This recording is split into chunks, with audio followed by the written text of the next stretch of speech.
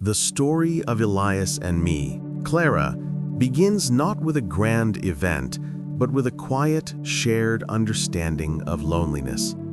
It was the summer of 1987, in a small town where the streets were named after trees and everyone knew the precise moment Mrs. Henderson burned her toast. I was the new girl, a scrawny thing with scraped knees and hair that refused to be tamed, having moved into the old Victorian house on Willow Lane that everyone said was haunted. He was the boy next door, but our houses were separated by a vast, untamed field we called the jungle. I first saw him through the tangled branches of an oak tree that served as the field's silent guardian. He was sitting on a low-hanging branch, reading a thick book, his glasses perched precariously on his nose. He saw me watching him from my bedroom window, and instead of looking away, he simply held up his book, The Lion, the Witch, and the Wardrobe, as if it were a passport. The next day, armed with a peanut butter sandwich for courage, I ventured into the jungle. He was there, in the same spot. "You're in my spot," he said, not looking up from his book. "It's a tree. It doesn't belong to anyone," I retorted, my voice braver than I felt. He finally looked at me, his brown eyes serious behind his glasses. "It does. I named it. This is Aslan's How." And that was it. The fortress was breached. Elias, I learned, saw the world not as it was, but as it could be. A land of Narnian magic, of pirate ships in rusting car hulls, of castles in the clouds above the water tower. I, who had only known the world as a series of unfamiliar classrooms and whispered conversations about my parents' divorce, was drawn to his certainty like a moth to a flame. Our friendship was sealed a week later during a disastrous attempt to forge a sword from an old rakehead. I sliced my palm open. While I bit my lip to stop from crying, Elias, without a word, tore a strip from his own clean white t-shirt and bandaged my hand with a surprising gentleness. "It's okay," he said, his voice low. "Knights get wounded all the time. It's how you know the battle was real." From that day on, we were a unit, Clara and Elias. We built a fortress in the jungle from discarded wooden pallets and an old tarpaulin. It was our council chamber, our spaceship, our sanctuary. We shared everything. The bag of sour gummy worms his dad brought back from his business trips, the secret of why I sometimes cried in the bathroom at school, the fear he had of the dark that he told no one else. Our friendship was the first true, sincere thing either of us had ever known, a seed planted deep in the rich, dark soil of childhood. Part 2. The Sturdy Sapling, age 14. Childhood's simple magic began to morph into the complex, awkward symphony of adolescence. The jungle felt smaller now, our fortress a little cramped for our growing limbs. High school was a different kind of battlefield, one of social hierarchies and whispered judgments.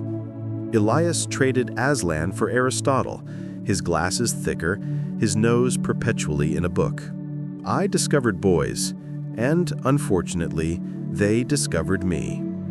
His name was Mark, a sophomore with a leather jacket and a motorcycle. Or, more accurately, a moped that he insisted was a motorcycle. I was smitten. Elias saw right through him. "He's an idiot, Clara," he said one afternoon, shoving a spoonful of chocolate pudding into his mouth in our cafeteria. "You don't understand because you'd rather read about love than experience it," I snapped, feeling a hot flush of defensiveness. The first real crack in our foundation. We fought. He thought I was becoming superficial. I thought he was being judgmental. For 2 weeks, we existed in a state of cold war, the silence between our houses louder than any argument. Mark, of course, proved Elias right. He stood me up for the winter formal, and I found out through a giggling friend that he was taking someone else. I was devastated, humiliated. I sat on the steps of my back porch, the cold seeping through my jeans, tears freezing on my cheeks. I didn't hear him approach. He simply sat down beside me, his presence a familiar weight. He didn't say, "I told you so."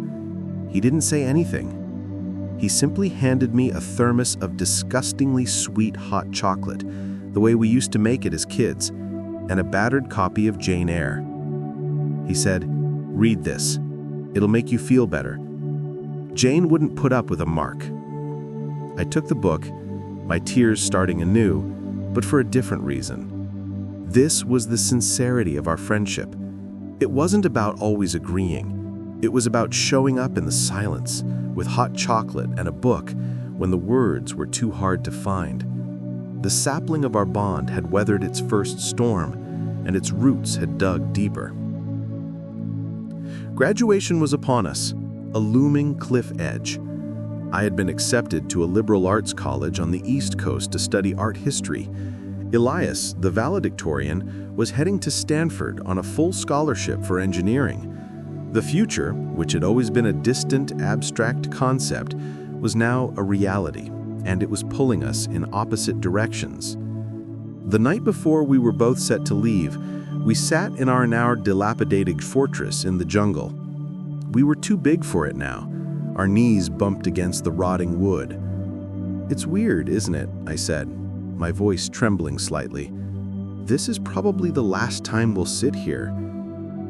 "Don't be dramatic, Clara," Elias said, but his voice lacked its usual conviction. He was staring at the cobwebs in the corner, a lifetime of memories reflected in his glasses. "We'll come back, Christmas, summers. It won't be the same." He was quiet for a long time. "No," he finally admitted, "it won't." We made grand promises, the kind only 18-year-olds can make. We swore we'd write every week. This was before email was commonplace. We'd call every Sunday. We'd visit during every break. We promised that no distance, no new friends, no new lives could ever break what we had built in the jungle. The first year, we kept our promises. His letters were long, typed on the Computer Lab's dot matrix printer, filled with tales of Californian weirdness and complex equations that looked like hieroglyphics to me. Mine were messy, handwritten on colorful stationery, describing the heady freedom of college, the paintings that moved me, the boys that I was dating. But slowly, inevitably, the frequency waned. A missed call here, a late letter there. My life became a whirlwind of gallery openings and late-night study sessions in a different time zone. His was consumed by labs and a demanding course load.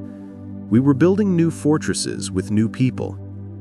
The sincere friendship of our childhood was being tested by the simple, brutal passage of time and the branching paths of our own choosing. A decade passed.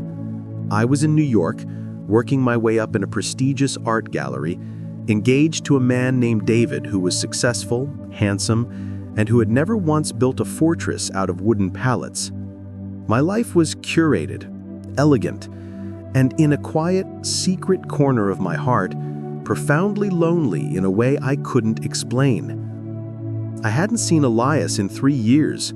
We spoke on birthdays and Christmas, conversations that were warm but filled with the vast, unspoken space of our separate lives.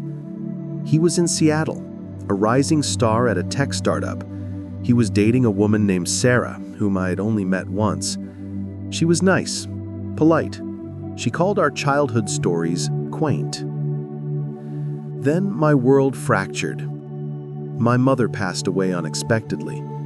The grief was a physical thing, a black hole that swallowed all the light and sound in my life. David was kind, but he handled grief like a problem to be solved. "Have you eaten? You should get some sleep."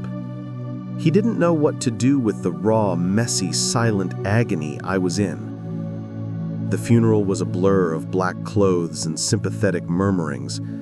I stood by the graveside, feeling utterly alone, the little girl from Willow Lane all over again. And then, through the crowd, I saw him. Elias. He looked older, his face sharper, the boyish softness gone, but his eyes were the same. He had flown across the country without me asking, without even calling. He just came. He didn't offer me platitudes. He didn't tell me she was in a better place. He just walked up to me, put his arms around me, and held me while I finally, fully broke apart. He held me so tight I thought my ribs might crack. And in that pressure, I felt the dam of the last 10 years break. That evening, after the last of the guests had left, we sat on the back porch of my mother's old house, looking out at the jungle, now just a neatly mown lawn with a single ancient